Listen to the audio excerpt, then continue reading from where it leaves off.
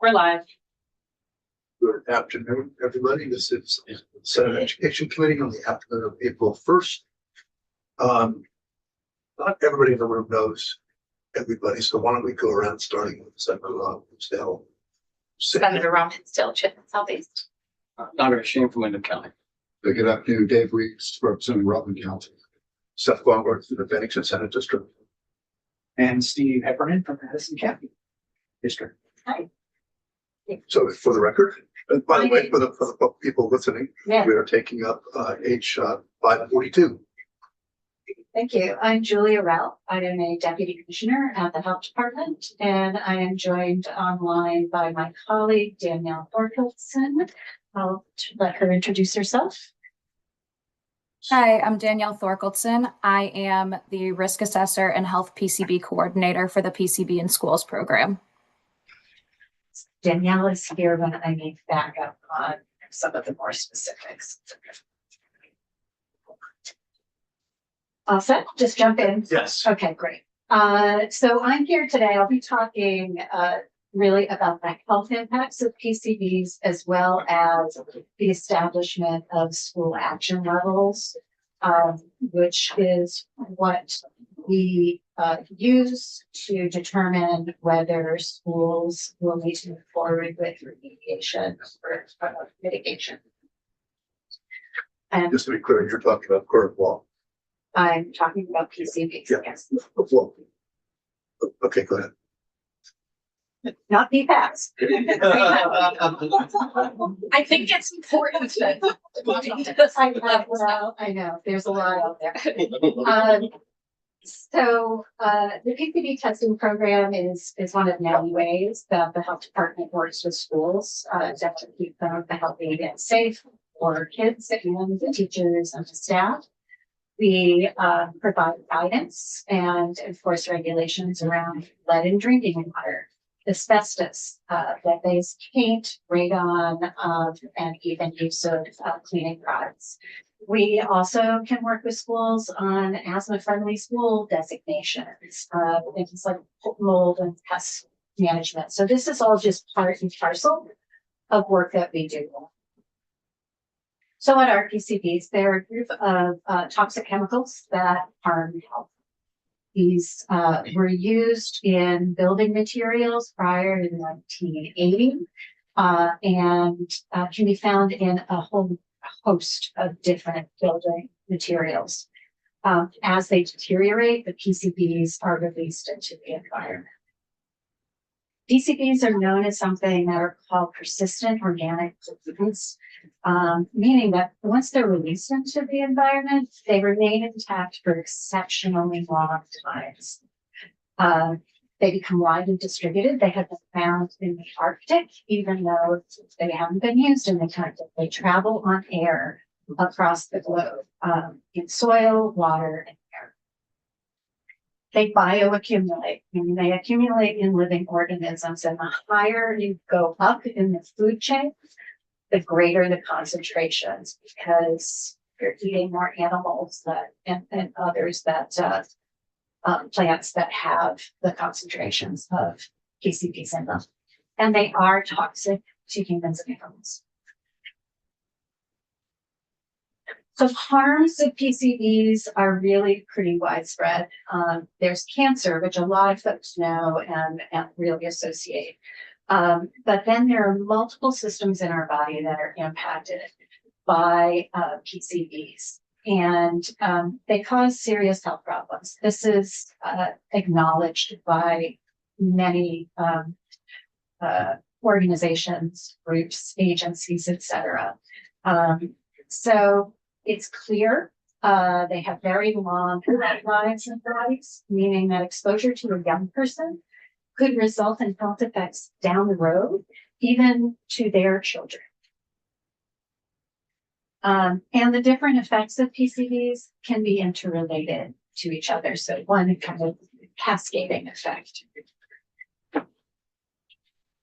And the important thing is on this slide to note is that the EPA recommends that PCB levels in the indoor air of schools be kept as low as possible. So the immune system impacts, studies show that it can result in reductions in the response of the immune system and decreased resistance to infections. PCBs suppress the immune system, and that is one of the reasons they think they may be carcinogenic. And these toxins are linked to autoimmune diseases, increased infection rates, and potential disruption of vaccine responses. The reproductive system impacts, they impact the reproductive system in a whole host of ways. Reduced birth weight, decreased fertility, reduced live birth rates, reduced sperm counts, and decrease in gestational age. So again, it's pretty widespread, and they impact grown fetuses in utero as well. Can I ask a question? Is there an age specificity or sort of I know you're saying it probably affects pregnant women the most and fetuses, but like teens, are they they're more susceptible to reproductive harms? So the younger children are more susceptible. Okay. So you'll see when I get into the levels, we have levels based on age of the students and the faculty. Okay, that's the question there. So do we have confirmed cases, because you have janitors that have worked in for a long time with the PCBs, and I understand the dangers in that. Have we got actual cases that have come from any of the schools, or is this more about being precautious and saying, hey, we need to get, which I do understand as well, but have we actually seen the effects of this? To say it may cause it, have we got records of it happening? So the health impacts are based on numerous, very large epidemiological studies. It's hard in Vermont to drill it down and say this particular case is related to this PCB.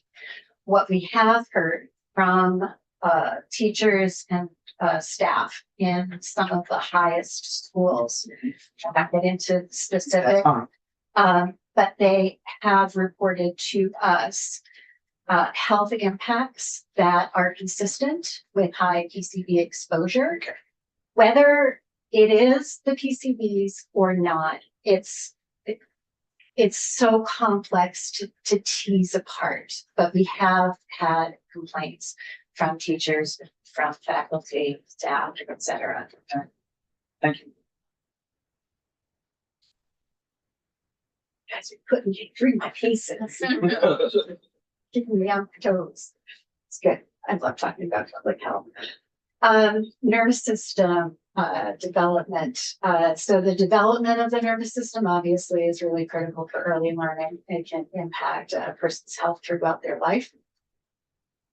So some of the effects that have been seen are significant and persistent deficits in neurological development, including learning deficits, memory, attention, and motor impairment. And the changes, again, can occur in utero, and PCBs can be passed along through breast milk. So even though a baby may never be in a particular school, if the teacher is exposed to the PCBs or the mom is exposed to the PCBs, she could pass those along to via breast milk. PCBs are among the most well-studied endocrine disrupting chemicals. They disrupt thyroid hormones, which are critical for normal growth and brain development. They're linked to altered onset of puberty, affect brain development, leading to additional cognitive and behavioral problems, and are associated with changes in thyroid hormone levels in infants that can result in lifelong metabolic and cognitive changes. So again, we may have teachers or faculty that were exposed 10, 15, 20 years ago. The effects may show up much later.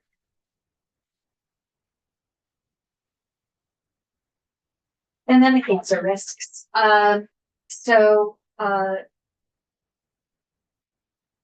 the EPA's peer-reviewed cancer reassessment concluded that PCBs are probable human carcinogens.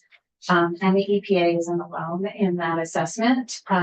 In fact, the International Agency on Research on Cancer has declared PCBs to be carcinogenic to humans and saying that it does cause cancer. And it is one of the ones that is most commonly seen is malignant melanoma, but it's also associated with non-Hodgkin's lymphoma, breast, and liver cancers.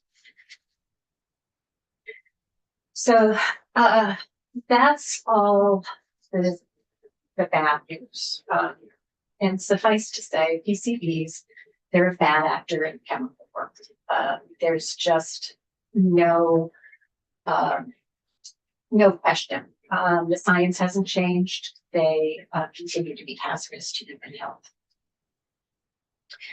So back when Act 74 was passed in 2021, the health department developed a framework that would help to protect the health of students and staff as much as possible while still trying to retain a level of feasibility for schools to be able to implement. The school action levels, which is what we use to help prioritize when schools need to take action to address the sources of PCBs inside school.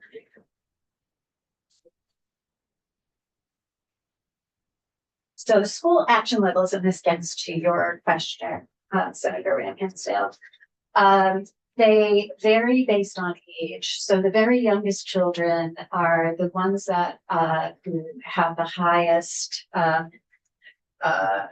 intake of PCBs because of their food, etc.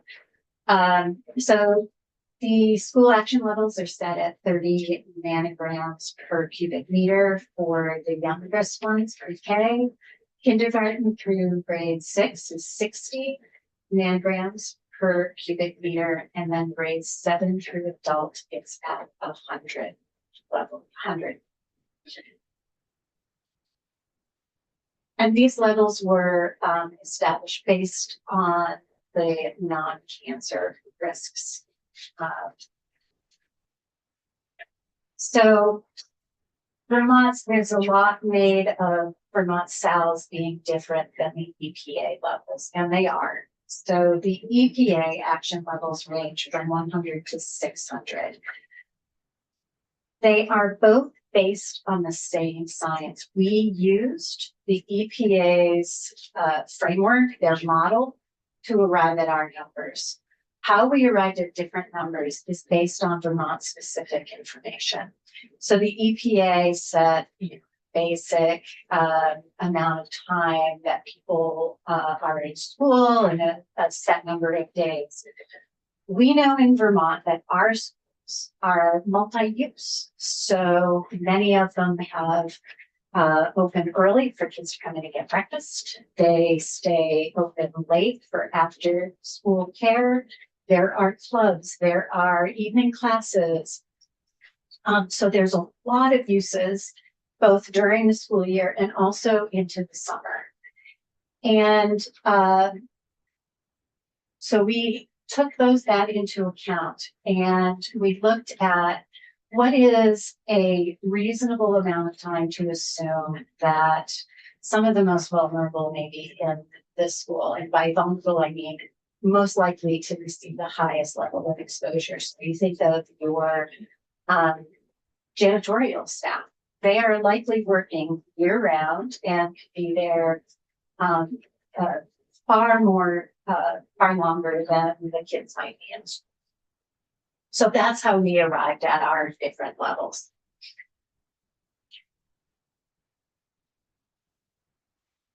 So just to Yeah. go back to, you don't have to go back physically, but okay. The 600, as I understand it, the range we're using for schools is 30 to 100. 30 to 100. So the 600 that the EPA uses is significantly higher than Yeah, it's important to note, and Matt will talk about, That's a good idea. I just wanna- yeah, Matt will talk about there's like 6 schools that really stand out. And all 6 of those schools exceed the EPA levels. Yeah. So I think Okay. that's important to Yeah. know. So I'm dealing with PCBs in in my work area, for one of my companies. And we decided to stop using the building because the public could come in and out of it. But the state was willing to come and say, okay, you can come, there's a certain amount of time.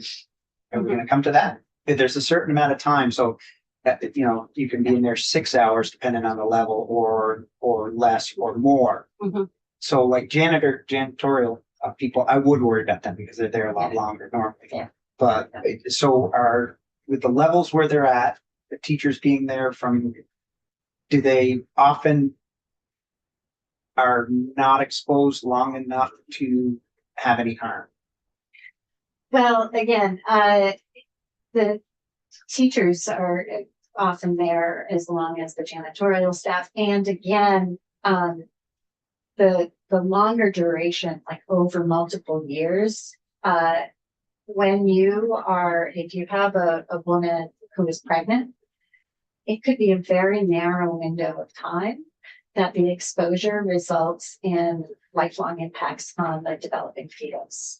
So it might be in the 10th week, say. So very specific. It doesn't have to be necessarily. So that's the challenge. However, what you speak about is something that we do when the testing comes back as being higher than the SADS. We can work with the schools to do what we call a site-specific risk analysis. And again, that uses the same framework and the same model that EPA uses, that we use to establish the school action levels. But it's like we dial up or dial down the number of hours that could be that room or block of rooms could be used. So say it's a room that has high levels. We may say, okay, you can use that room for 5 hours a day, but they still need to move ahead with remediation. Oh, yes. It might be like you can do that to get you through the school year, so that we aren't disrupting the learning at the level as if we had said, no, you can't use it at all. Get them to the summer, and then they can do the remediation when the students aren't at school. So we do look at that if the school needs assistance with that, and try to provide guidance based on what we're seeing on ground in the school in terms of levels.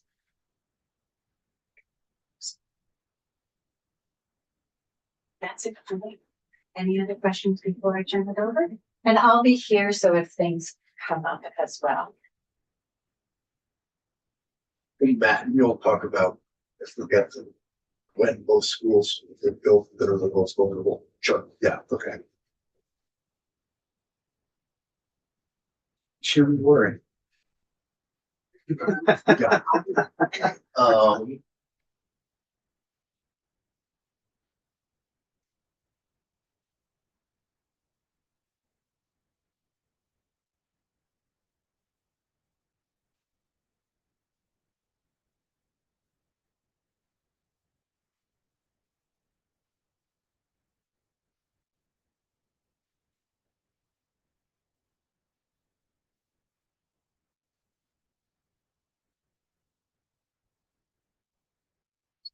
So I am going to give an overview of the PCB in School program. I know some of you, this is going to be a refresher. For others, it may be the first time going through it, but it's probably good. And I will also say that I shared a much more detailed memorandum with the committee. If there are specific schools or areas of interest that you have, there's a lot of that that's covered in that memo, and you should feel free if you want to get into more detail. Obviously, I'm happy to answer any questions, but there's some more in there as well. So what are PCBs? PCBs are human-made chemicals that are synthetic. They don't occur in the environment, and they were virtually entirely produced by Monsanto. EPA has banned very few chemicals under what's called the Toxic Substances Control Act. It's our version of chemical management in the United States. PCBs are one of those chemicals. They were banned in 1980. We basically see their use from the 1930s-ish to 1980 in building materials often. The types of building materials they're found in, they're in caulk and sealants, light ballasts, paints and finishes, sort of adhesives and insulation, roofing, and sort of electrical components. We find them a lot in HVAC systems. So the most common things that we find are challenges with caulking in windows, caulking in sort of virtual other parts of construction around the school.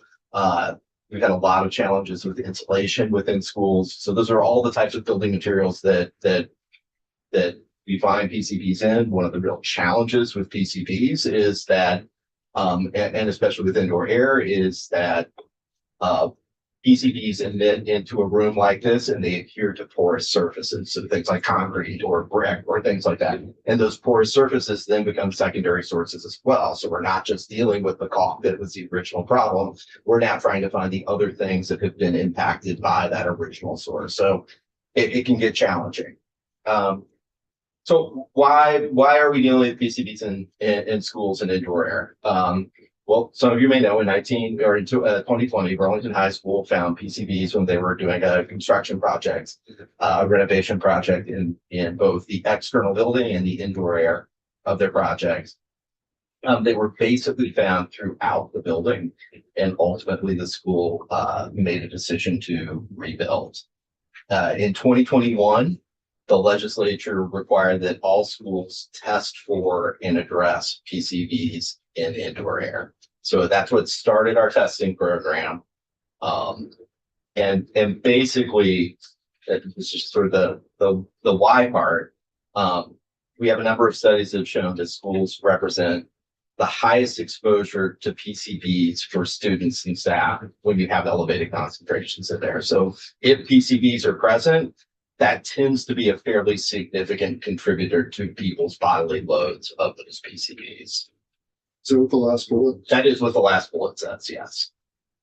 And I guess I would say, and I'm happy to share this as well, we've been doing this long enough that scientists are starting to look at our data and the results are kind of concerning, right? Like they're basically reaching the conclusion that the data that you're seeing from indoor air is basically exceeding risk levels established by both EPA and the state. So I think it's worth underscoring that there are lots of challenges with this program, but this is a real and a serious risk that I think both health and DEC think is incredibly important to address. If I can, I'm just, I reread the last bullet several times. I wasn't quite sure what the point was. On its face, it looks obvious. Sure. But I'm wondering if it's trying to compare schools to public buildings, So commercial buildings. Sure. Sure.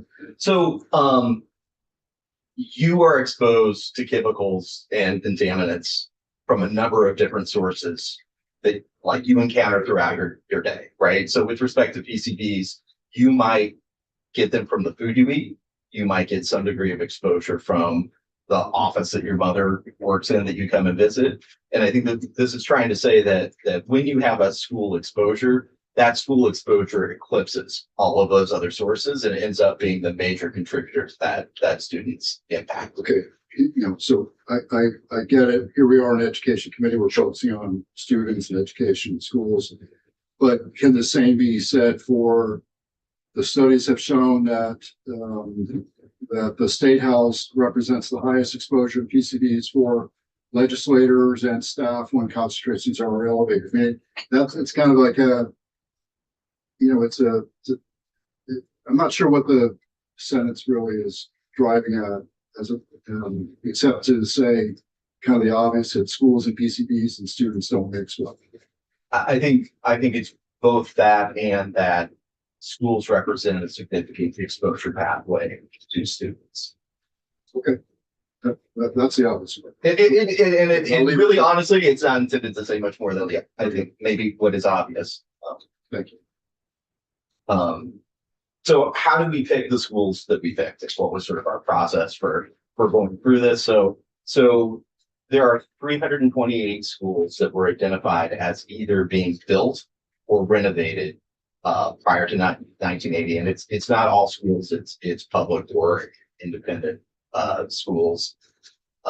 Joe will probably correct me on my appropriate schools terminology, but and then we basically had a matrix to prioritize those schools, looking at the age of the building, the number of free and reduced lunches to try and look at sort of the economic impact of that school, whether there was a child care in that school, whether there was prior PCB work, and any planned or construction or HVAC work. And so we came up with sort of a ranking system, and then shared it with the schools, and there was an opportunity for frankly schools to move around based on individualized math issues.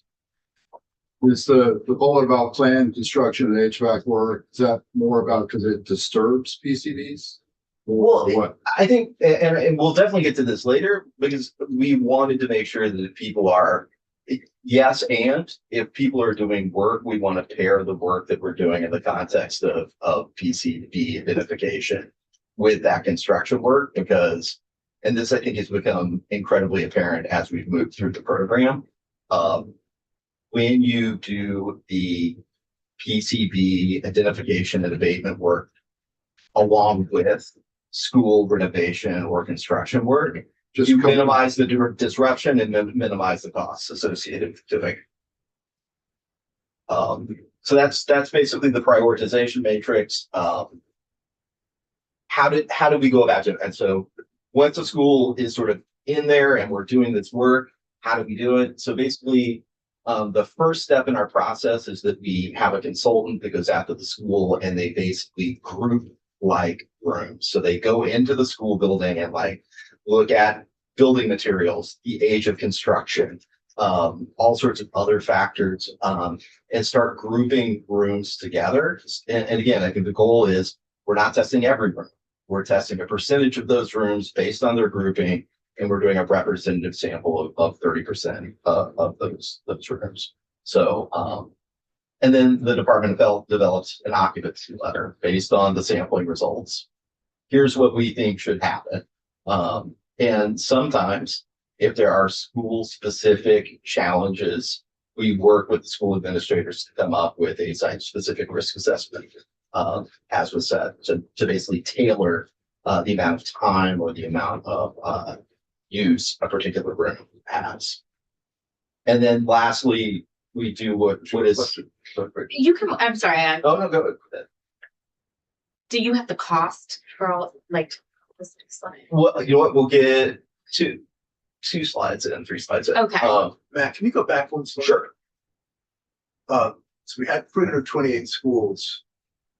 How did you get down to the schools that you did the initial round of testing? I guess I see that. That's kind of you've kind of answered it there, but how many schools, like out of that 328, did you end up with 100 of them being top priorities or? So we pretty much just had a spreadsheet and we ranked the schools, and I mean, it's a rough ranking, right? This wasn't intended to be sort of, really arguing between 1 and 5, right? But tried to do a point system, rank them based on that point system, and then worked with schools. Some schools maybe wanted to have all their testing done at once so they could get it done out of the way. Others are like, it's too much work, let's space it out so that we don't have everything happening all at once. So there was a conversation that took place with the schools that were being tested.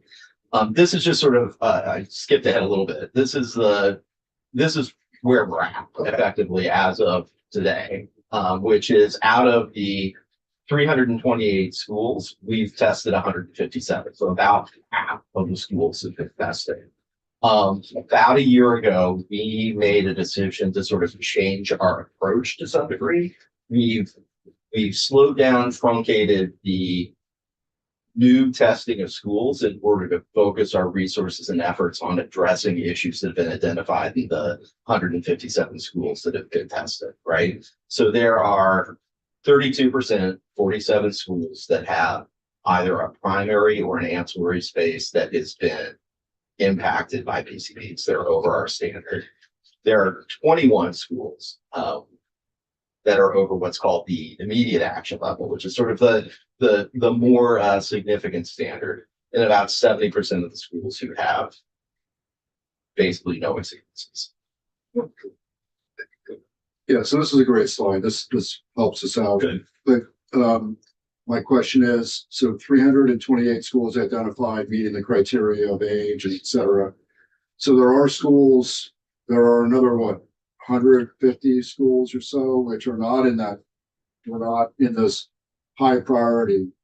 And we need to keep that in mind when we're talking about how much we're funding and whether we're worried about those other schools.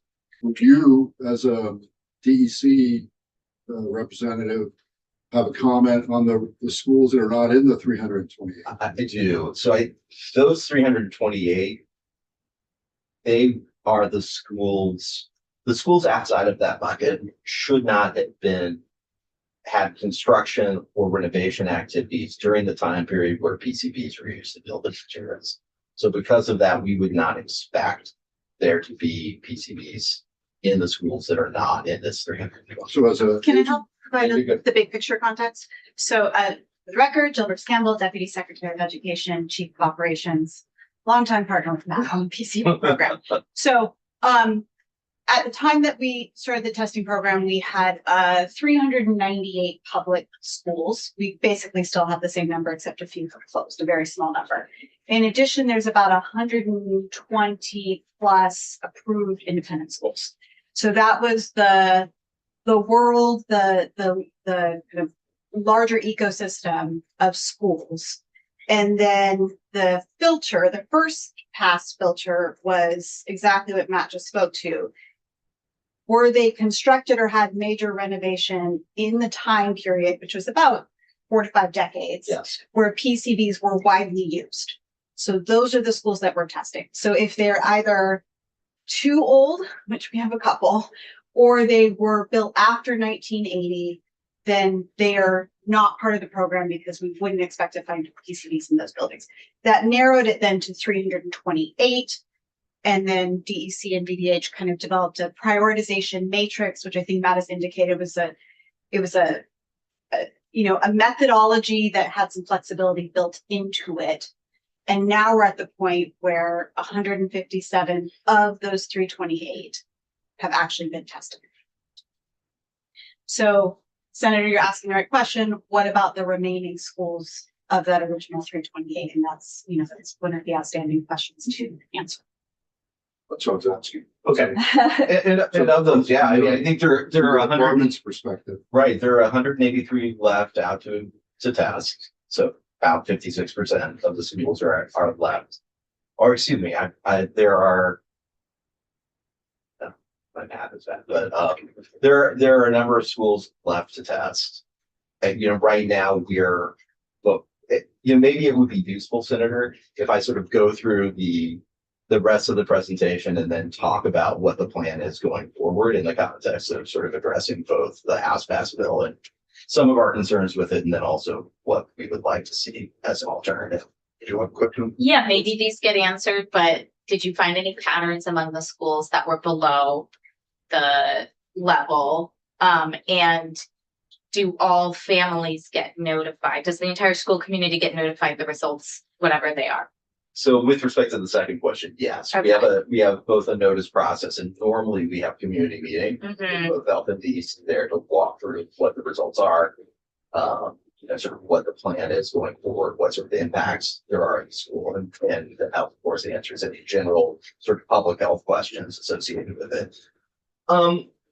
We're constantly looking at the data and trends. I think we've been more focused on trying to find similarities and get a better understanding of what's in the contaminated community as opposed to the uncontaminated, and trying to look for, if we see these types of building materials can we expect them to be PCB containing, and can that focus some of our work and efforts when we go into these schools? And I think we've worked a lot with the University of Iowa has a center that basically helps deal with toxic contaminants, including PCBs. They've been a partner in this. Yeah. And so we've certainly worked with them to help look at specific building materials and whether they emit, how they emit. And so there's a lot of that work that's going on.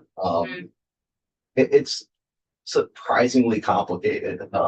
So, and again, it gets back to the challenge that we've seen with respect to secondary impacts of other materials, right? And so sometimes the original impact of materials gone, and we're dealing with some off-gassing. I come from a long line of architects and engineers, and I have to imagine like we're gonna find more chemicals in the future, and we have to be really conscious just of buildings that are too tight, airflow, small spaces, like no matter what comes next. I mean, I will say the quality of your HVAC Yeah. is critical in flushing out the school and making sure that you have good airflow. It is critical. Mhm.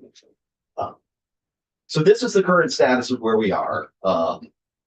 I think that, moving on, this is, Julie mentioned the sort of six most, these are the six priority schools. This is where we're focusing the resources we currently have on these schools. And you can see each one of them. We currently have grant agreements or contracts out to do work at each one of these schools. So it's Bellow Falls, Green Mountain and Chester, Hartford.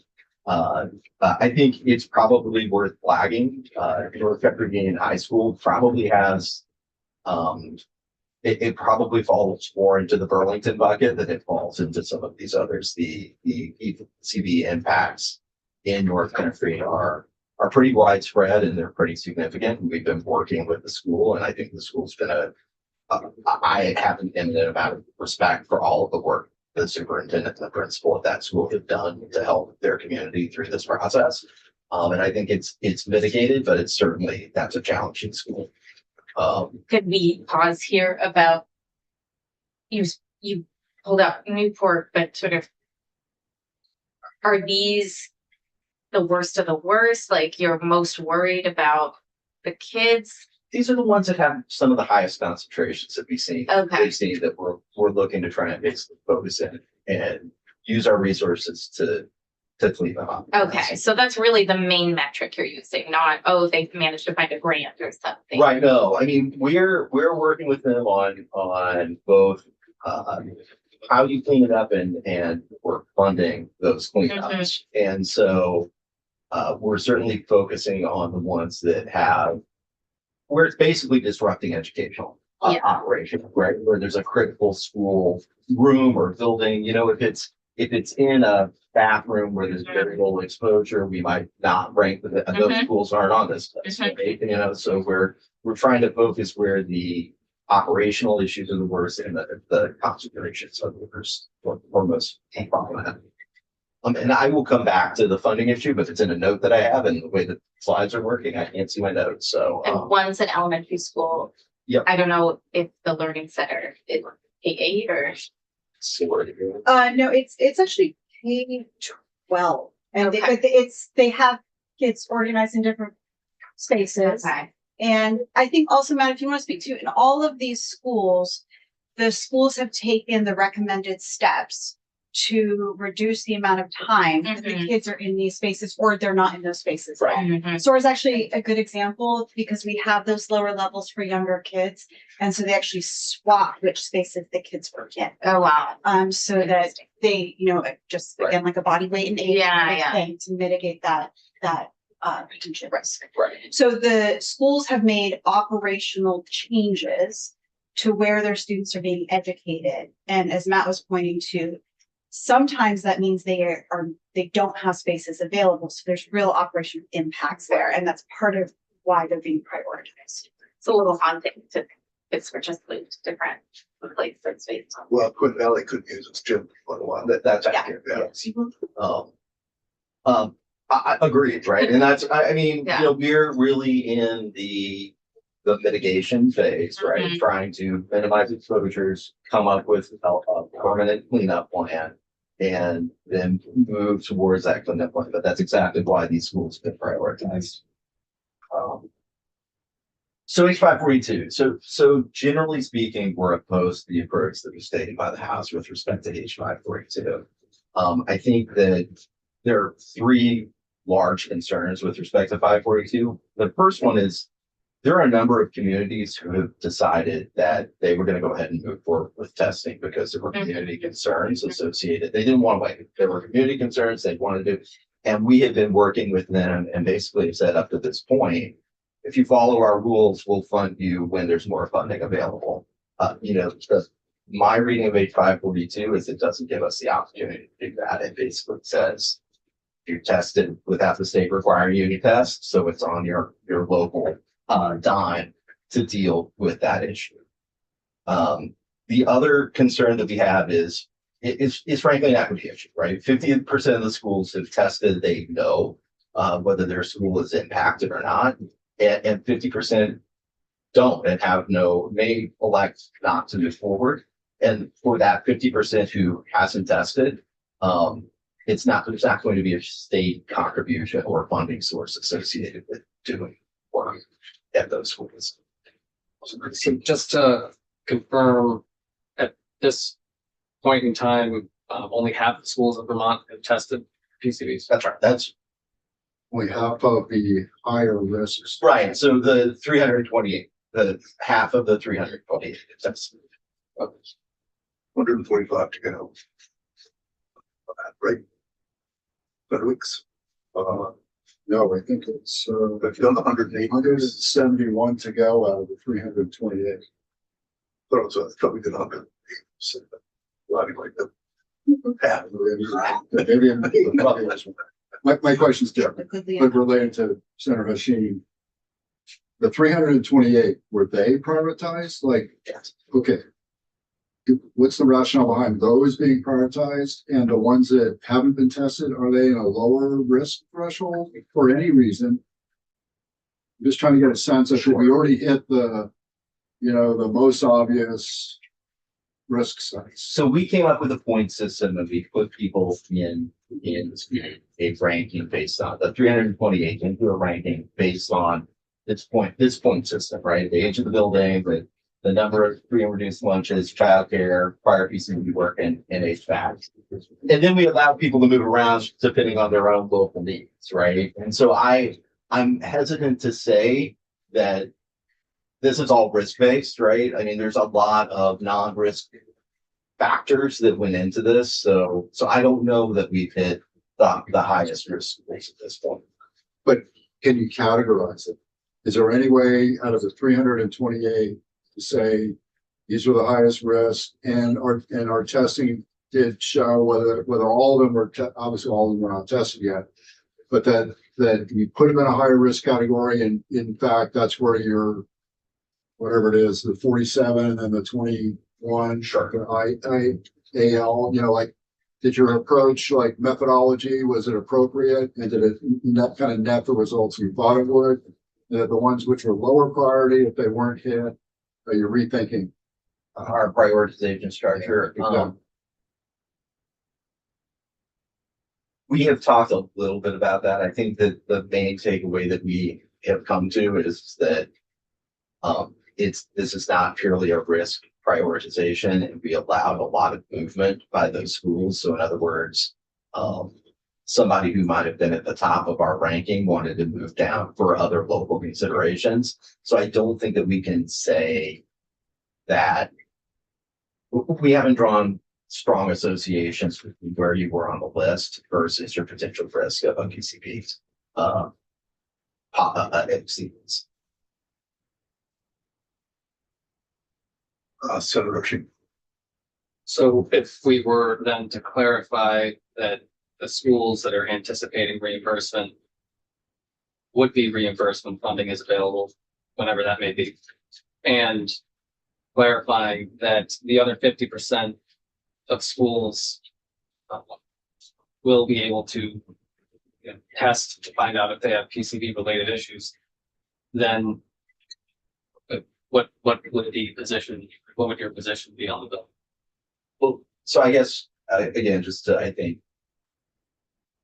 Can I come back to your question? I think the approach that we would prefer seeing is rather than ending or terminating the testing program, that we refocus the approach that we're taking in a way that the testing takes place as a part of the existing facility in sort of master planning process. So schools who are thinking about doing construction as a part of the state construction process, the education committees put together a master planning process.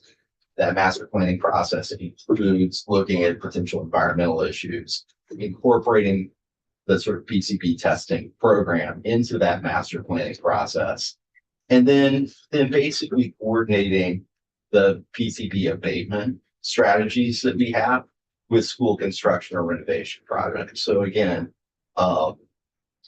I think the one thing that we've learned is that, at least from a cost perspective, costs come down considerably when you're looking at other construction projects or another construction element associated with it, because a lot of the PCB containing material is not readily available. It's behind walls. It's actual building material, sort of stuff, steel beams or such. And so that would both hopefully minimize the level of disruption to schools, because they already have a planned construction project and they're thinking about how they're managing the students' education at that time. And also address, hopefully, bringing some of the costs down for some. I guess with respect to your other question, just to try and answer it, I think that we're concerned about ending the testing program and having a bill that ends the testing program based on sort of where we are in the process. I think that PCBs are a real exposure threat. They're a real health threat. And I appreciate members of the legislature and higher level of executive branch employees need to balance the risk and the costs that are associated here. I think from a programmatic perspective, we think these costs or the health effects are significant enough that we should not just terminate the program. I think we should think about how we do it in a way that maximizes the efforts and minimizes the costs associated with it. Walk through this. I know there's a couple questions. Sure. Walk through this first, then let me see if the question. Sure, and this is my last slide. So I mean, again, I think, our hope is to reframe the program in a way so that it requires that testing, pairs that testing with the school facility master planning process. So when you're looking at, if you're a school district and you're looking at sort of your broader inventory of school infrastructure, you can make choices based on which schools have high levels of environmental problems versus maybe you don't want to make an investment, that maybe they no longer are going to be a part of your school inventory, your building inventory. So, and then if we have issues, then we focus our efforts on mitigating impacts between the time you test and the time that school construction takes place. So try to limit exposure, do some of the things that we're talking about now. They're not ideal, but really trying to do the more intrusive remedial work when there's already a planned construction work. So this kind of falls into what you're asking of what we'd like to switch it to. Yes, sir. What is the usual cost? It must be a cost associated, and of course, it changes with size of buildings and all that. Do you have what a high test would cost to check a good sized building to say a building the size of the front of the? I can get, from a testing perspective, I can get you the exact cost of what a test costs. And then, again, it's 30% of group rooms. So we can give you some ranges on that. As far as the cleanup costs. Wow, cleanup. Okay, good. Yeah, it's crazy with cleanup costs. Right. But that's where, even if you ask what you're asking here, is at that point, you were going to have residents asking, what's the health risk to my child? Is it severe enough that we're going to spend $1 million to have testing? Can't be, hopefully isn't that much. Is it like anywhere from 30 to 100,000? Of course, I'm not looking for it. Do you remember what the approximate testing cost? Yeah, I mean, so we haven't run the grants for the last couple of years. DEC took them over.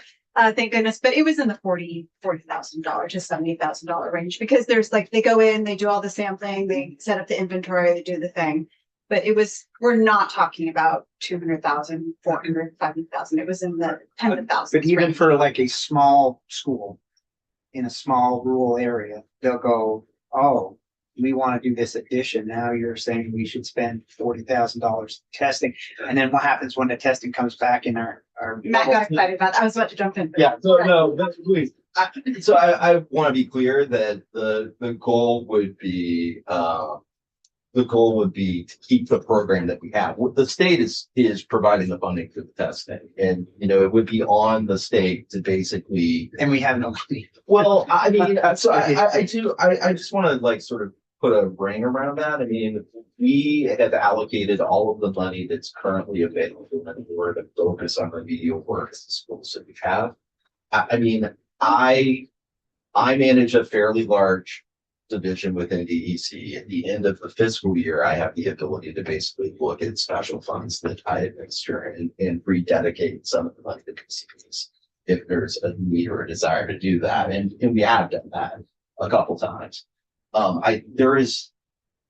I think part of the reason there was no request for any money this year is because we were really focused on aligning the work that we were doing with the school breaks, because we've heard from the schools that it's incredibly disruptive for us to try and be in there while they're in an educational setting, which makes it more complicated to do work. And focus on getting that work done before we ask for any more money than the money that we currently have and are trying to spend through. So you're right, we don't have any money. And I know we are in a budget constrained environment. But I mean, but I do think that, again, I think that to this point, the state has been doing the testing related, it has been paying for the testing. Chair Buckers, can I suggest something? Can I scooch up with Matt? Yeah. Okay. Senator Rockets, have you been waiting? So yeah, the budget won't feel concerned. I hope I remember it. So, I mean, I'm just playing out. I think it's important. It's important to do the testing.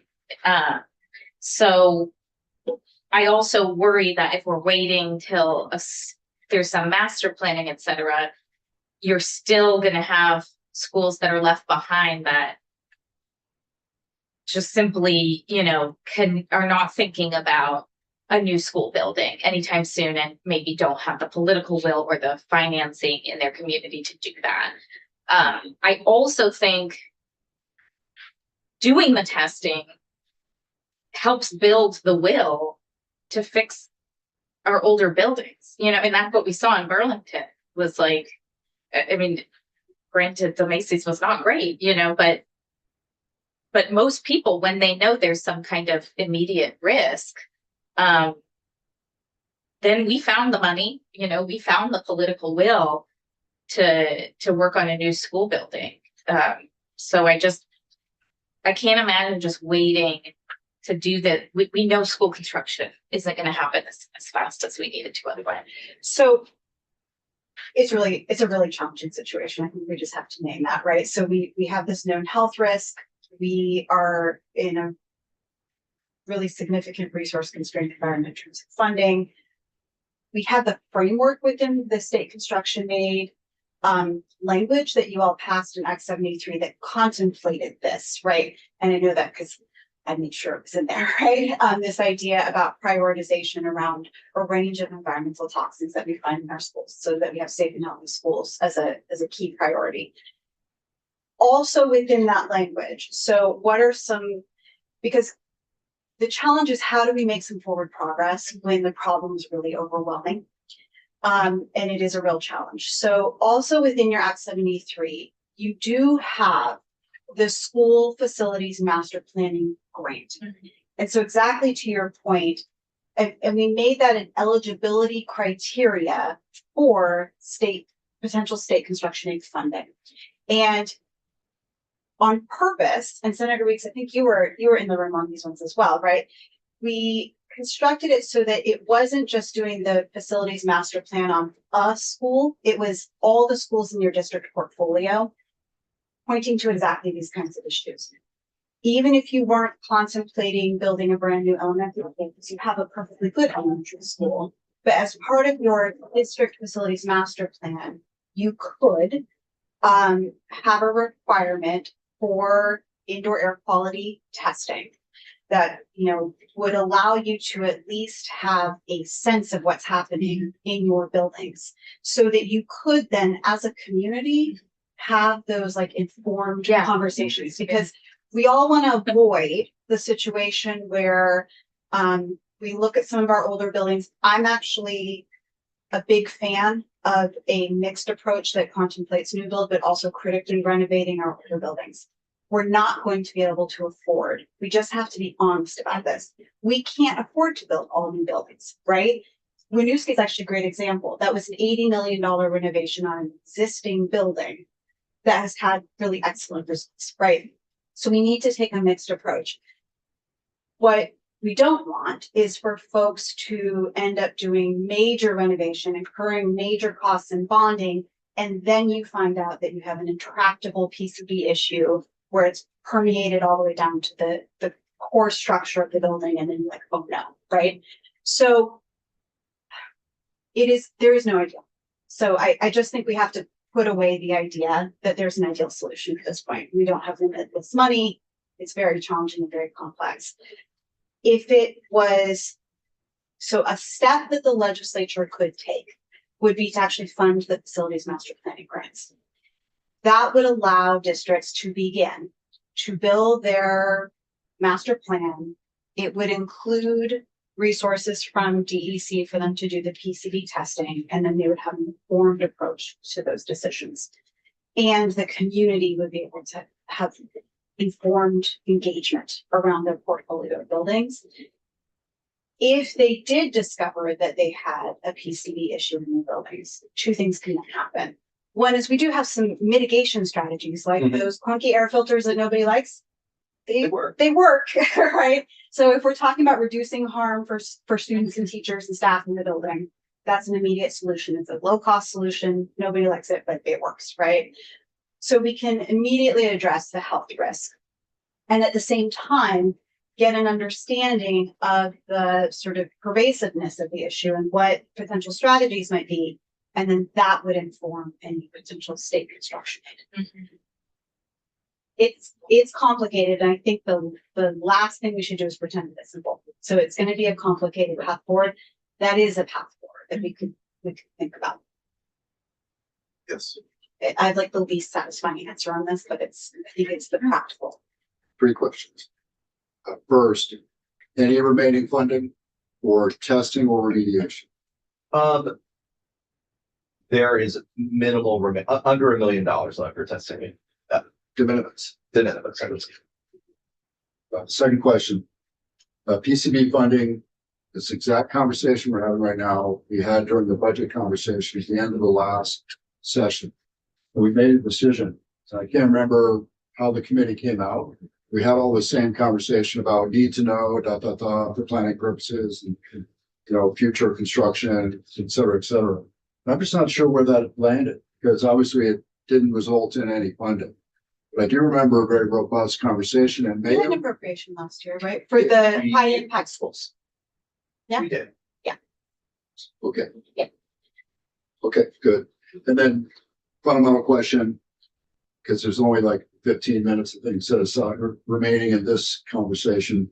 Are you coming back to talk about specific language on H4 542 at some point in the future, or is this it? Are you going to end this conversation with all good, or change these paragraphs? Or? You know, if the committee, I will say, and you know, we have some language. I will admit I am an environmental person, not an education person, and so you know, making sure that what I put together for trying to fold this into the school construction process, I think it would be beneficial to both have Jill take another look and Sure. AOE take another look at Yeah, it. it's been a minute since we looked at it. Right, and then whoever pledge council is for the committee to just make sure that they take a look and it fits appropriately within Title 16 and the process. So we could have you come in with some suggested language I'm and have more than the council there at the same time. Yeah. And things like that. So I think the answer to the question is, I understand the question is, in a way, you would say scrap this, and go to what you're proposing on your last slide.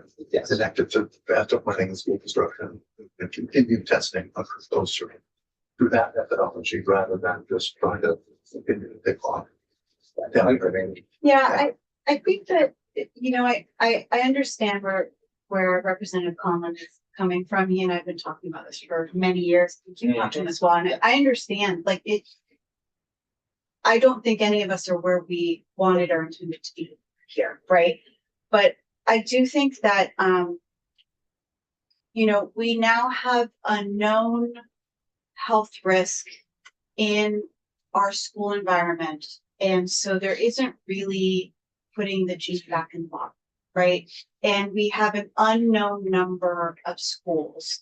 And Trish Copolino was texting me and she Same. seconded, you know, the remaining schools, Senator, to your point, because the methodology, as Matt was pointing to, it included things like the age of the students and their FRL status. Those are not indicative of the actual risk of PCP Right. in the building. It's the impact, right? And differential impact on historically marginalized populations. So I don't think that we could say with any degree of confidence that the remaining schools may not have PCD issues. You know, I was like, I drive past my local high school and I know when it was built, maybe, well, we haven't tested that one, right? Like that causes me concern, right? So I don't think that as challenging and complex as the approach that we are suggesting is, and we have to recognize we're talking about years. We're talking about years of time here. And so we all just have to be honest about what we think will be the length of time before we complete this testing, its complexity and how it integrates with 1,001 other moving parts that I think this committee is pretty darn aware of, right? But I don't think that there is an option at this point to just say, no, we're just not testing. I just don't think that's the world that we're in anymore. So how do we move forward in a way that has rational, we can afford it, and it can be folded into a larger look at our building portfolio? So so when you said there's $1 million left, there's actually more than that, except some of it's committed. I think that it's fair to say there is a lot, and I can get the exact number. There's money left that's encumbered but not spent. Because it's Right. values to me. Exactly. Round. Exactly. There's a bunch of money that we have basically told schools, we've Obligated. allocated and obligated to them. Yeah. So There is some amount of money under $1 million that is unencumbered. yeah, okay.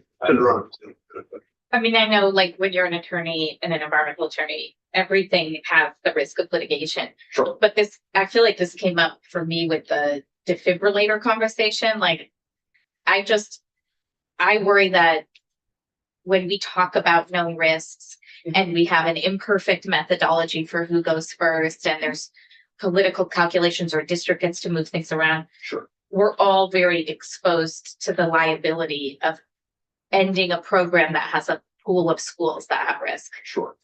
I mean, I think the most important, to sort of add on to your, if money were not an issue, Mhm. I think that the deputy secretary and I would be sitting here and saying, we got to be moving to do this, right? I think what we're putting forward is a recognition that we're living in a financially constrained environment, and it should in no way indicate that I think both have very serious concerns about PCP schools. It may be worth just saying, the state of Vermont is in active litigation against Monsanto to recover all of this funding. Okay. We're not just, this is not money. This is money that at least the state is making a good faith effort to recover and replenish our funds in light of, frankly, the issues that this company created. So. That's good. So the other alternative, just keep going with what we're doing. And that's another alternative. I mean, and that's and it's a perfectly, I think the one recommendation I would make if you were going to take continue the program alternative is there's a date that everyone needs to test by July 1 of 2027. That needs to get pushed out in the future, right? And So current law still requires them to do this. It actually requires all of us to keep going Right. in the Doing absence nothing. of resources Mhm. to do so. And right now, there's not money in the budget to fund that. To finish the testing would cost about $5 million or something. I gave the exact numbers. Let me see if Trish is giving me. She's been. But we would be doing the testing. We would be doing the testing without any ability because we lack resources to remediate or mitigate. Sure. I mean, That's- yes. I mean, I think it's clear from my perspective. It was you know, like 10. If on the upper end of the estimate you gave us, 70,000 and 140. Yeah, I was going for it. Yeah, okay. Array, Right. 10 million. I mean, I think that extending the deadline for when all schools need to test would allow us to then, I mean, I think regardless of, it would allow us to look at our strategy and develop a budget for the next year and develop a strategy for the next year based on that budget, right? Like, I mean, and so, I mean, that is certainly an alternative and not one that it is one that we could live with. I think pairing it with school construction means that the cost will likely be lower over the long term. But there are trade-offs But there are trade-offs for with that. who gets access. But you'll have some schools, we may not test for 10 years. Exactly. Look at that strategy, right? Yeah, okay. So Senator Weeks, you had a question. I do. Thank you, sir. So, we're beyond the 50% mark in this session. There's 2 departments and an agency represented here. We've had about 2+ months of trying to affect the House Education Committee on PCB bill when we've got this product. Is it possible that the 2 departments in the agency can get together and say, this is our recommended language for modification of Yeah. 542? We have a draft of We it have a that we draft. actually brought to House So Education. here's my question. Yeah. Why didn't we affect it in the past 2 months? What inhibited your kind of consolidated perspective from getting us to a better place in the bill language than we are today? No, I'll let you speak to it. I was invited for this. I think that there was, so the language that I outlined for you was provided to the House Committee on Education, and the House elects to go in the direction you see for you today. Thank you. Fair. As I said, like Matt and I and Rep Common have been talking about this for 2 years. It's very challenging. Like I don't want to, I think that Representative Common is really coming at this from, I think there's good faith all around here and there's just, it is complex. There's not great solutions and there are, exactly to Senator Rumpensdale's point, there are trade-offs that we just need to be honest and transparent about. And nobody likes those trade-offs. We don't live in a world where money is infinite. And this is our situation that we find ourselves in. So I think just being really clear about how we're going to move forward, that we do have in the state aid for construction, the task force report, the working group, and Act 73. There is, I always like to say budgets are an expression of priorities, right? There is clear prioritization for a variety of environmental toxins and safety issues in our schools for state construction aid. So that's not by accident. And it is something we can think about. And at the same time, recognize that that's another challenge, right? So there are other approaches that states take. We discussed this during the task force. Some states take a very different approach to state construction aid, and it's like little amounts of money to do basic repairs, right? We didn't take that approach because we're so far in the hole at this point. You know, if you have a system that's operating pretty well and your buildings are pretty new and you don't have the giant $7 billion deferred maintenance hole, that's an approach you can take. Massachusetts does that. Some other states do that. We didn't take that approach. We do need a comprehensive kind of overhaul of the whole system. We can't integrate it in here, but I just think we need to be clear about the choices that we're making. So just to recap here, the way you need some direction, if you're gonna think about it. So our choices are accept the goals that came over from the House, extend the deadline by a couple of years or whatever, or go the middle ground you're talking about of doing it connected with master planning. Okay. So we'll get a sense from the committee, unless it's a virtual already, on what to happen on. Got my own thoughts about one. Senator Heffernan stepped out, came up with a solution for the funding. Yeah, but I'll never make it through this house. Well, why don't we have, so we can set aside some time for the discussion and Yeah. decide restrictions. We'll be in touch. Yeah, and we're happy to help continue to talk Yeah. through. It's a wicked problem, I would like to say, and a very sticky wicked. Thank you all. One of the many Vermont. Yeah, states. it is. Yes. Yeah, Thank you. appreciate that. I have those stuff. They're for a small school. 18. Okay, that's terrible. Just the results might be. The results might be different, but I like that we have. So, right. one more, item on the agenda for the day, and just hear from this. Morgan, Boston, right, and for three groups. Have a good day. Thank you. Not forget my coach. It's the same connected with the, budget request and budget letter. And as I mentioned yesterday, I posted last year's letter and something to get us started on these things. But so I knew that when I did that, we start to hear from people. And Morgan is here. So Morgan, the floor is yours. So you're gonna remind us what you do and then not what you do, but just go ahead. One thing I want to talk about. Sounds great. I apologize. I'm hearing quite a bit of feedback in the room. So if I'm a little bit delayed, apologies, but I'm also bummed not to be in the room with you all. I was in the building yesterday. I'll be here the next 2 days. So for the record, I'm Dr. Morgan Crossman. I'm the Executive Director of Building Bright Futures. I'm going to share my screen if I have the capability to do that. All right. Can one of you let me know if you are seeing a beautiful green slide with a child? Okay, beautiful.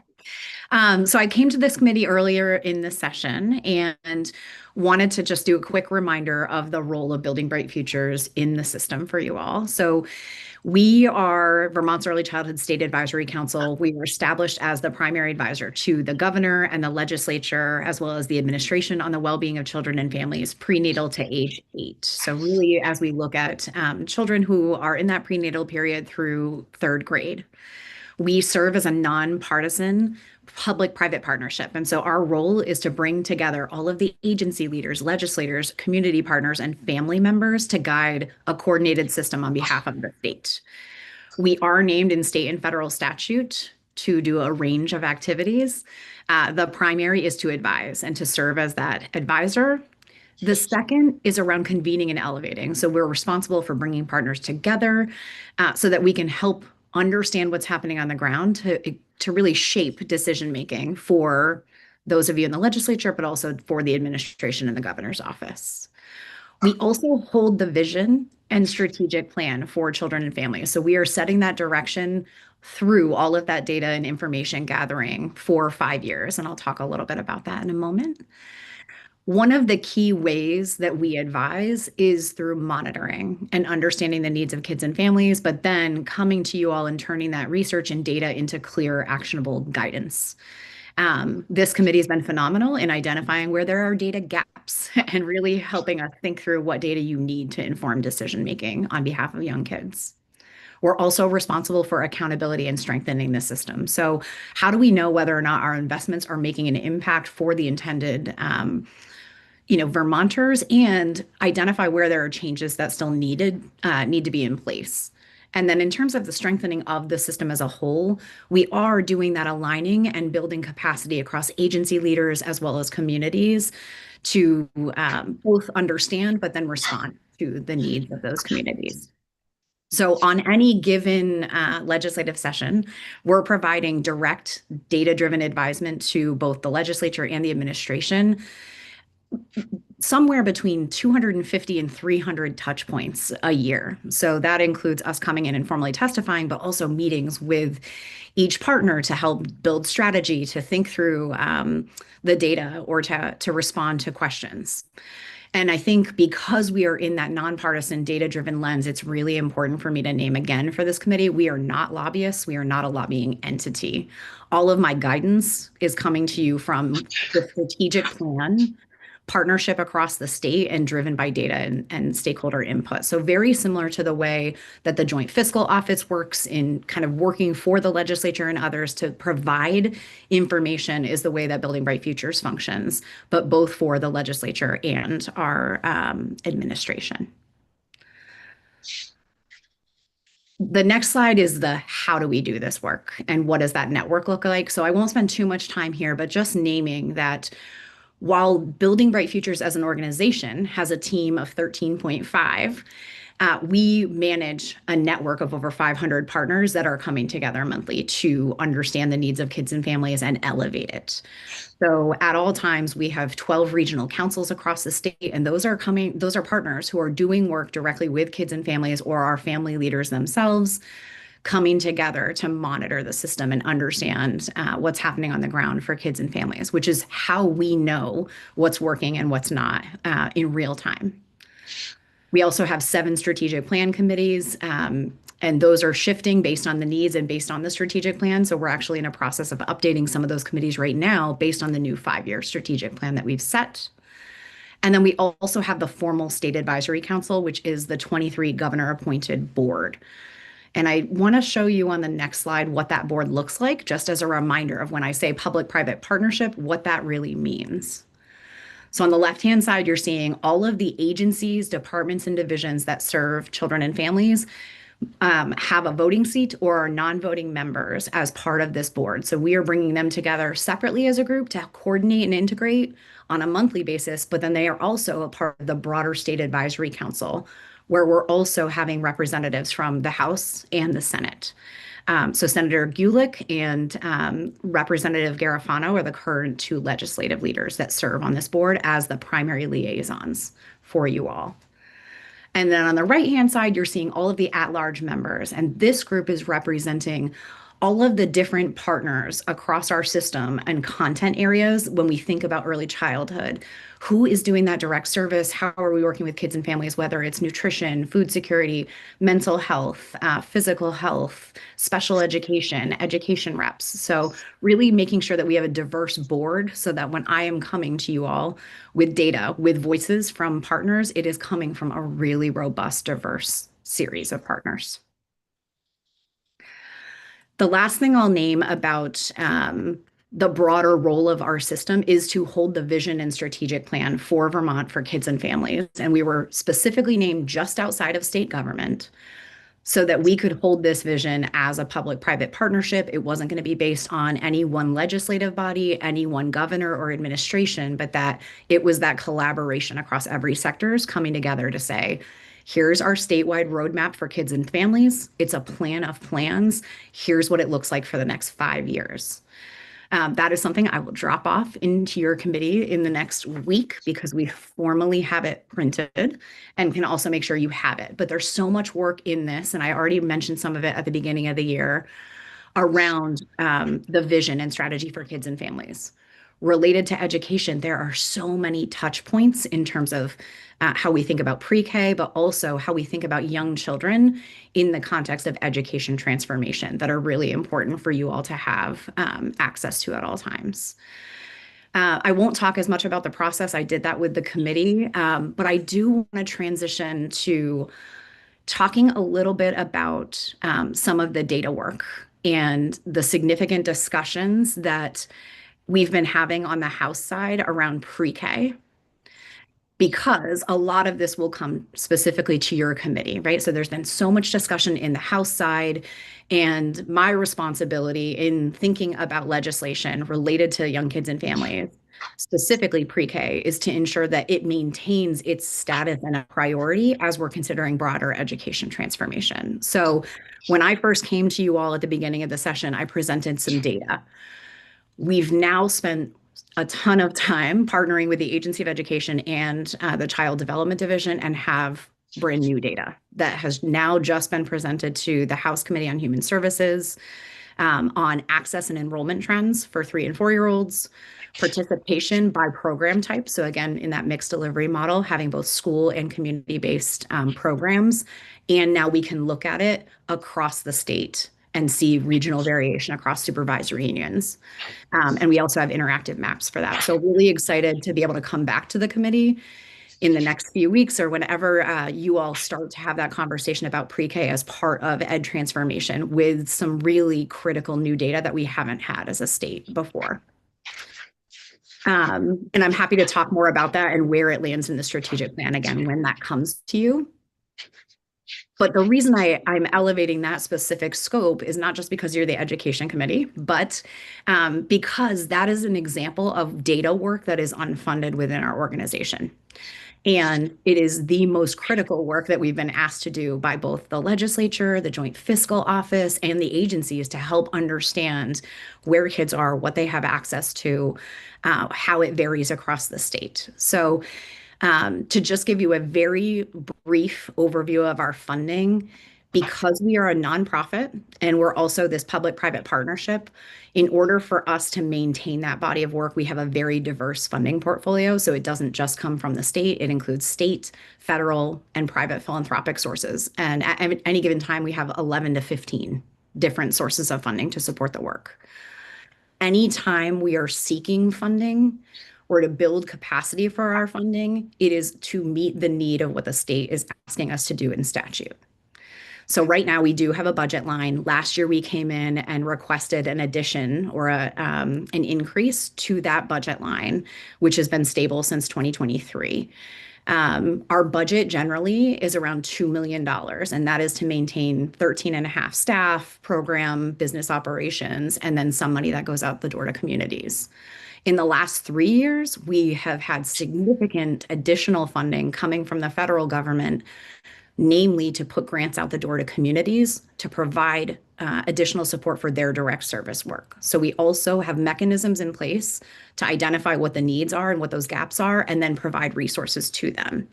But that is beyond when we are thinking about our base budget, how we think about that. That is additional funding that we write for through grants. So part of what I wanted to name for this committee is that in this session, we did not ask for an additional allocation. That being said, we as an organization are consistently asked by the legislature and the governor's office, as well as the administration, to execute additional responsibilities on behalf of the state.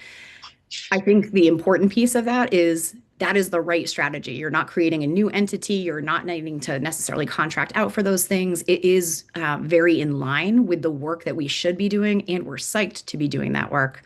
The challenge is every time those additional responsibilities come in each session, it means that we're having to shift our capacity, shift our resources to try and determine what takes priority.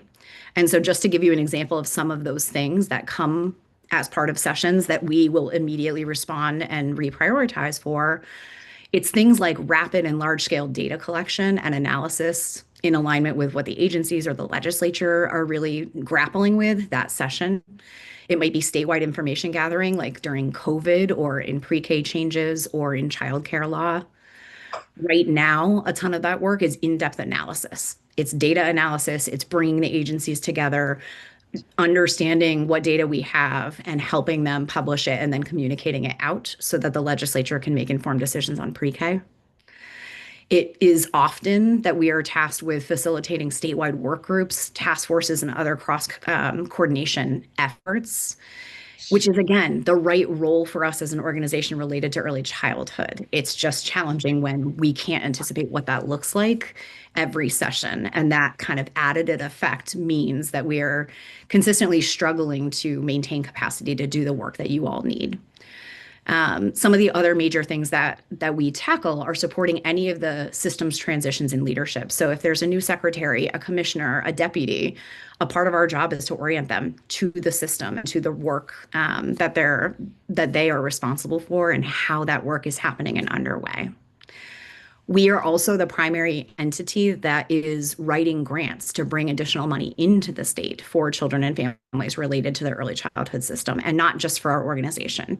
So over the last, few years, we've written a $24 million preschool development grant over the last, 3 years. We just received the next iteration of that at around $12 million. And that is really coming in to support both agencies, but also community-based partners in the system. So just wanting to name that there's so much intention that both the legislature and the administration have around identifying Building Bright Future's role and the work that you need from us. The challenge is it isn't always met with, here are your statutory responsibilities and the work that's coming out of each session with staff time and resources to make sure that we have the ability to meet those needs. So again, coming into this session, I just want to be clear, we are absolutely recognizing the current fiscal environment, and we are not requesting and have not requested an increase to do this work. And as a result of that, between last session and this session, we reduced capacity by 4 staff. So in the last year, we've downsized by 4 staff members, but then reprioritized our work to make sure that, again, we're staying aligned with what the priorities are of the legislature, of the administration, and then of grant makers. And I feel really grateful that we were able to secure 1 year of federal funding through that preschool development grant in partnership with all of the agencies to really stabilize some of those key functions. So as we're moving forward in the session and coming years, I think what's important for you all to hear from me is we are so committed and excited to support all of this work and to really be that primary advisor in supporting all of the data work and convening. And when there are emerging issues like pre-K monitoring, accountability, our success as an organization and our ability to support your efforts in those areas are really dependent on how we're aligning our resources. So looking forward to partnership with the committees to say, okay, if there's going to be a new role or responsibility, what staffing capacity do we really need to execute that, and the funding that comes along with it, and what are the trade-offs? What are the things we need to prioritize to make sure that we're able to show up for you in the way that you all need, because our goal really is to be that reliable partner. Thanks. How much are you in the budget for?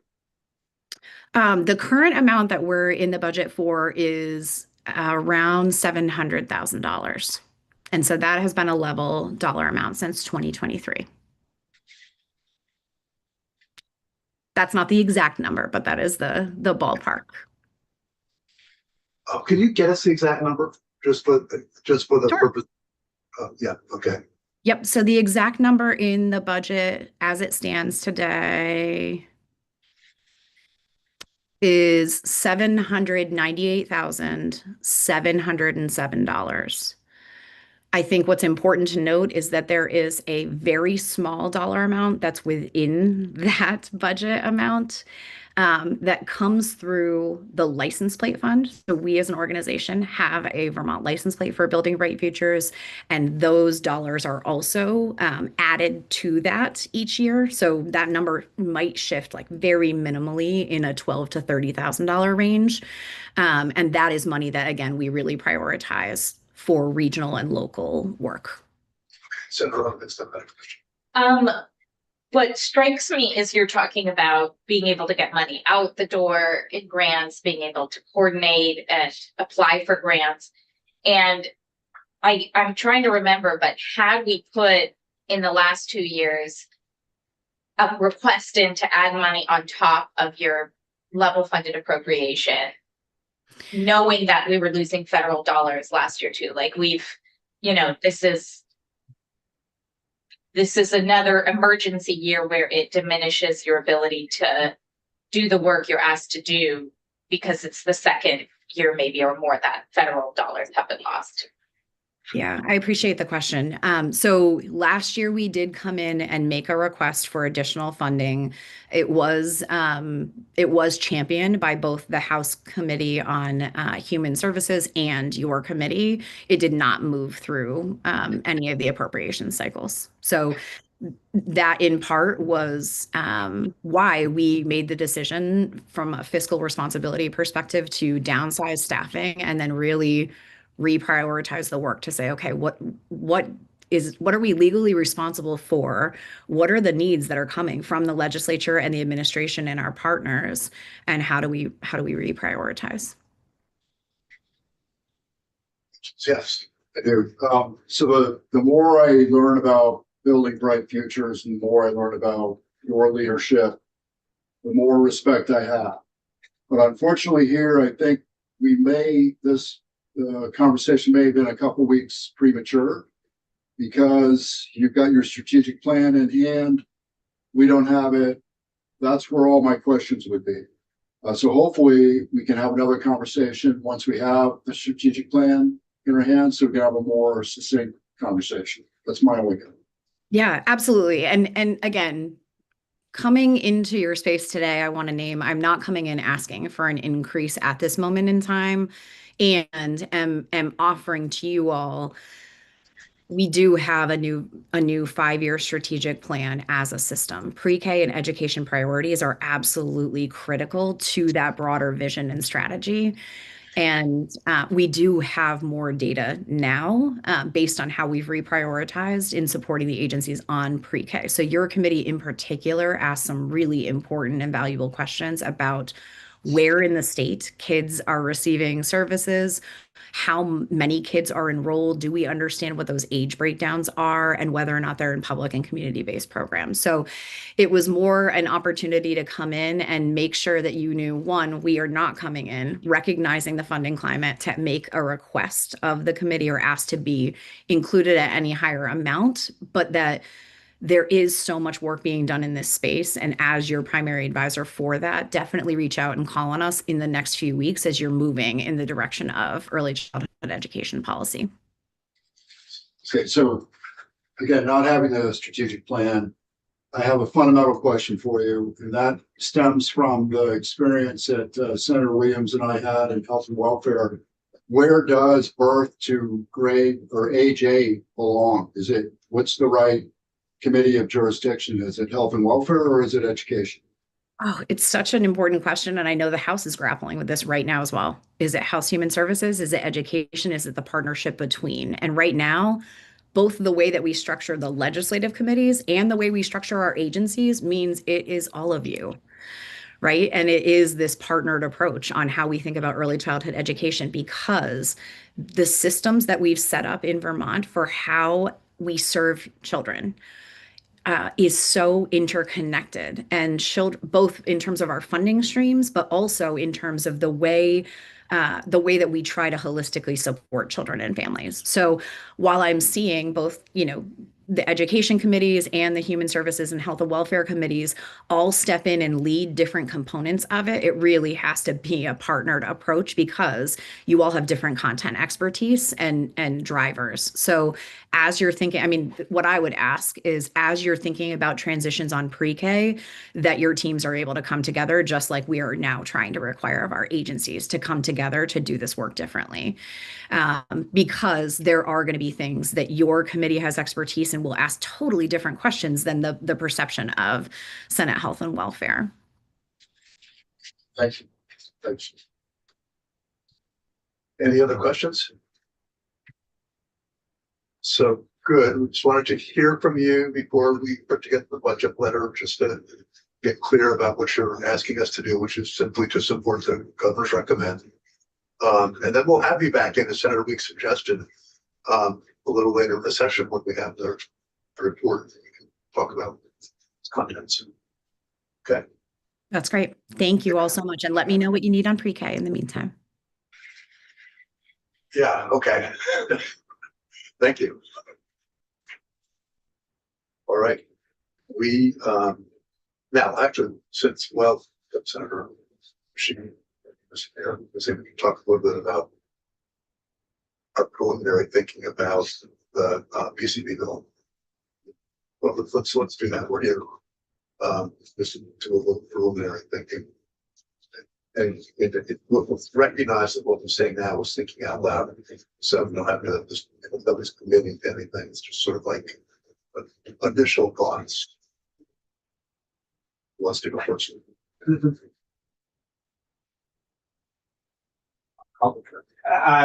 The issue I have is that, yeah, we definitely should keep. It comes down to money. We just don't have it, and if we can, not let the program die, but know that nothing's going to happen.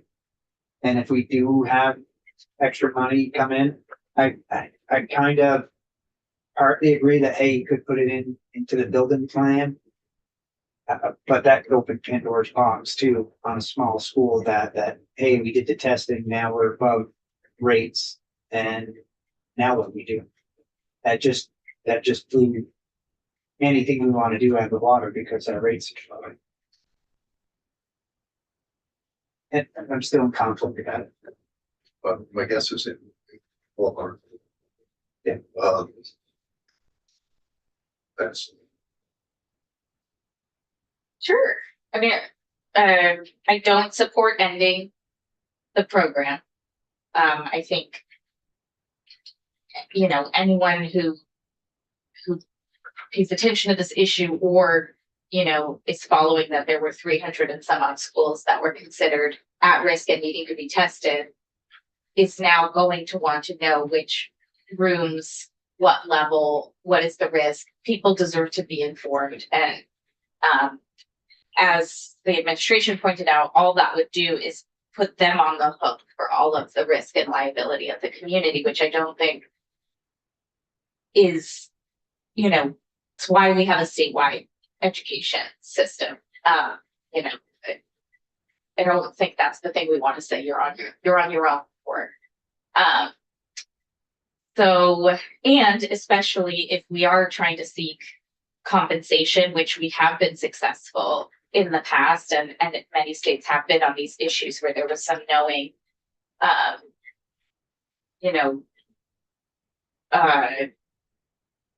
contamination of schools, poisoning of kids, that it's more orderly if the state is keeping its process going rather than schools saying, well, we never did that because we couldn't afford it. And now there's money available. And I just can't support that. So I can't support the one option. Part of me would just move out the dates, honestly, because I don't think we're going to come up with a better system. Then we hear how much they care about it. We hear the work they're trying to do. For now, I just push out the dates and let them see where they go with the remainder of the dollars. And look to, but essentially put it on finance's radar that we're going to need another appropriation in the education fund for this in the future biennium. You're saying in the future Not this year, but yes, next biennium, likely. with the option to kick it down the road again if we had that. 'Cause I'd be for that if we because We always cannot have the option to take things down the Yeah, road. because our biggest thing is we don't have money where we're gonna find, Jeremy Kulik. oh, she's not in this. She's in finance. She's in finance now. I just know if as a parent, schools are gonna do this anyway, and the schools that are gonna do it first are the ones that have more money. And so I'd rather we be taking responsibility. And frankly, I do think this will help create the urgency around new schools, districts that are spending their facilities dollars wisely. this is to me, one of the real reasons we should consolidate is because people are sick of paying for half measures in lots of different Will forms. help. Then make it more precision, nothing else, but anyway, yes. So I have three recommendations. One, move the dates into the future. I think we all need to reflect on the fact that we've run out of runway on the current timeline. Two, this is like deja vu all over again, where we had this conversation last year. I do think that we need to continue some funding for the highest risk schools. And I think the group of three that was in here before can tell us at least how to prioritize the remaining schools and at least to Senator Hinsdale's point, know where our problems are each year, learn more and more. But more importantly, I think that we need to link the mitigation plans to, again, I'm not sure what's called now, SUs or district education transformation related to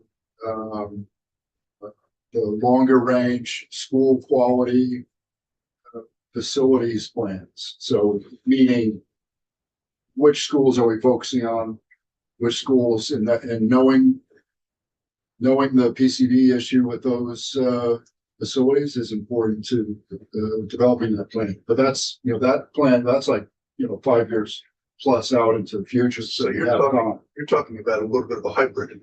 It is a hybrid. Yeah, which is actually an interesting concept. So it's maybe perhaps just throw it out there, extend the deadline to 2 years and link it to facilities planning. And yes, and give them some funding for, again, the higher risk schools. But the list of untested schools, I believe they can at least generally create, okay, this is the highest risk group. This is maybe more moderate. If not, I would task them to do that. Well, they have that, they have those criteria they use. Well, Exactly. they said it's very coarse, but so be it. Mhm. Worse is better than zero. Yeah. Can I just clarify? Yeah. I would have chosen that hybrid if I thought we could be putting more money into facilities planning. So Oh, if we're putting money on the table, great. Well, this is a budget discussion, right? This is a budget prioritization discussion. That's kind of how you well, yeah. kind of spun it to begin with. How much, I mean, I guess I didn't get into how much would we be talking about? I don't have a good framework for that discussion. Of course, if we're gonna put money into facilities planning, I think that's what the schools say would be a priority for them over district consolidation. It's just facilities planning. Well, what did we spend try to answer your question in a roundabout way. What did we spend last year? So we had this exact same conversation. Mhm. What did we spend last year to keep the cycle moving forward? And how did we prioritize that money? It was 40 million 3 years ago, wasn't it? I don't know. Well, we had a lot of money in there. Some of it got used to it, Burlington High School, Mhm. 15 million. And the rest has been spent down. I think when you started to talk about this, I thought, well, yeah, maybe we try to get $1 million and to continue the testing. Great. Then that I support the hybrid. More money, extend the deadline. It's not big money. It's not the original Mhm. big money, but it's continuing the process. So So that another X number. But maybe I'm all about facilities planning dollars that lead to as many of the outcomes that we're seeking this year as possible. Now, we haven't talked about facilities planning. So yeah. I have, just for what it's worth, just having a conversation by way of the portionless things that my mind kind of simply by building blocks was get the districts, get fewer districts, bigger districts that are merged, and then do the facilities planning. And that may be just too methodical and too many years to do it. But that's the way I'm thinking about this is that, but we also, the districts are doing facility planning Right. now, no matter what.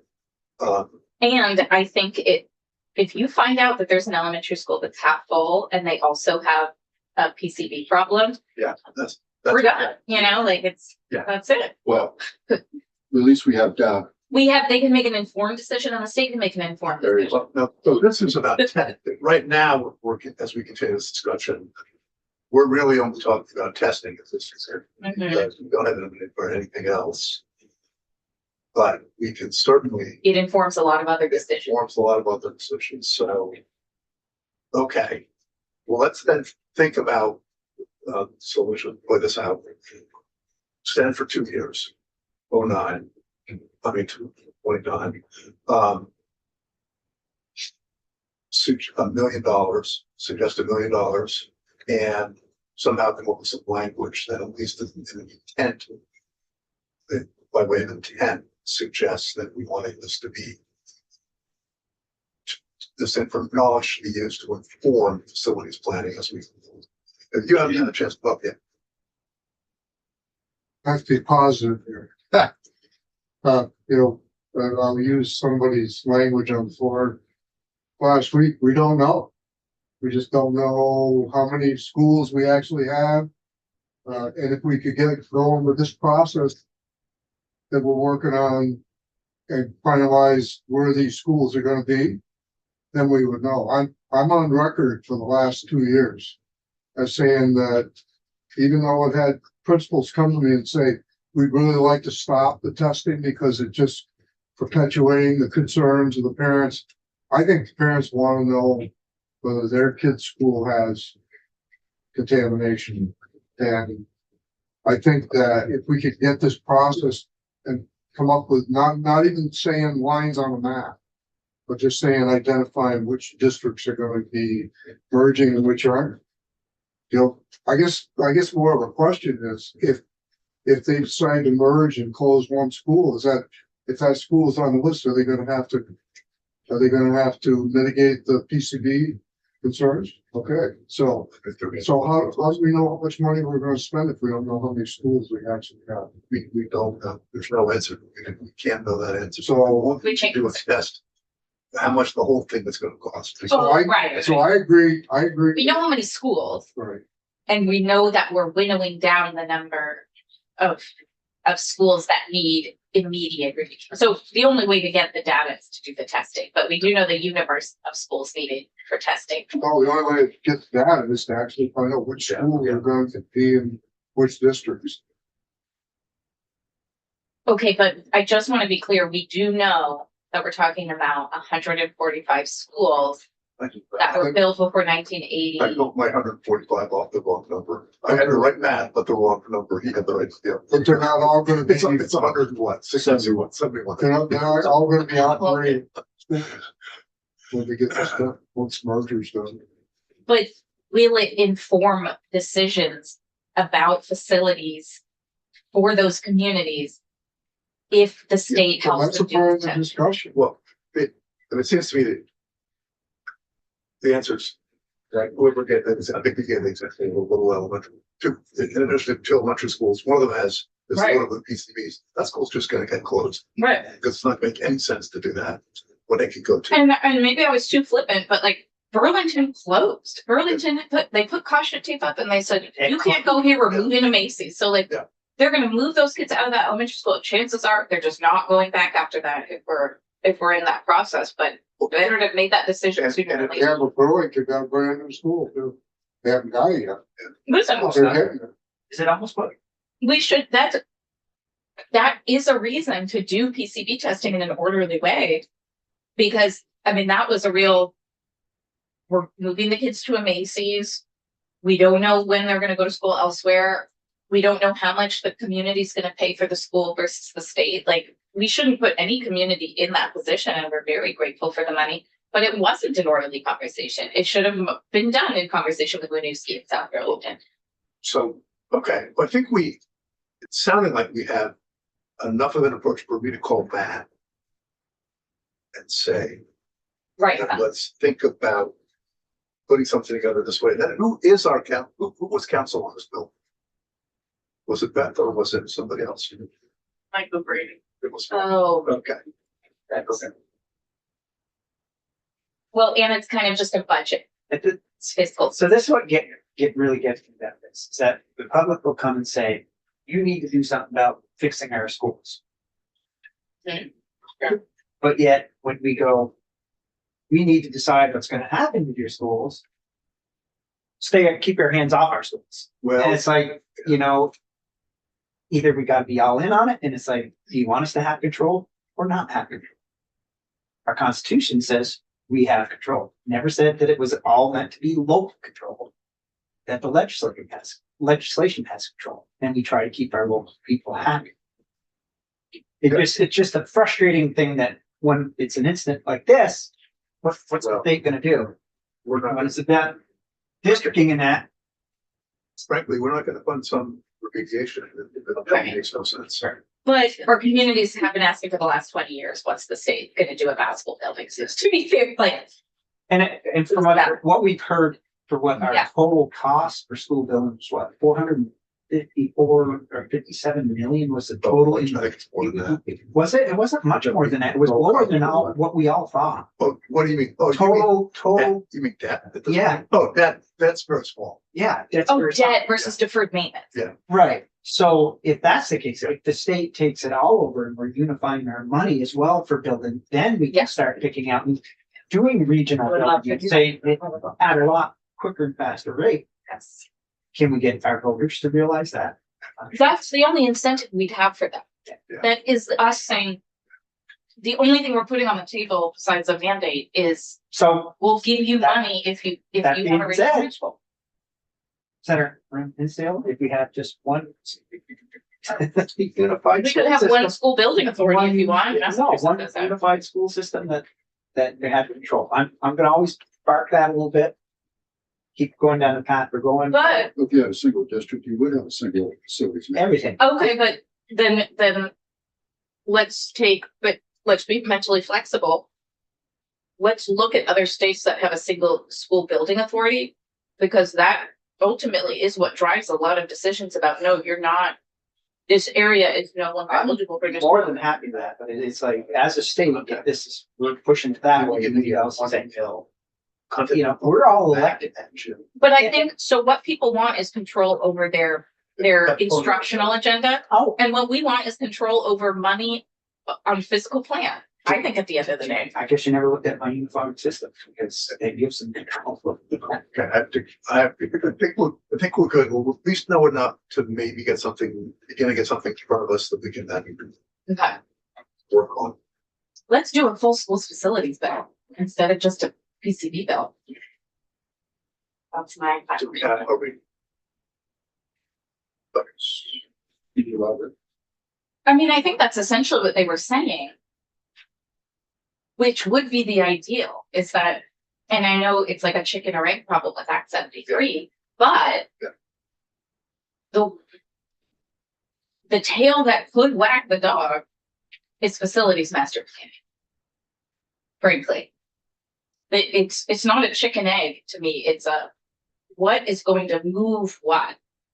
And facilities is what people are asking us desperately to move on. What is our state vision for facilities?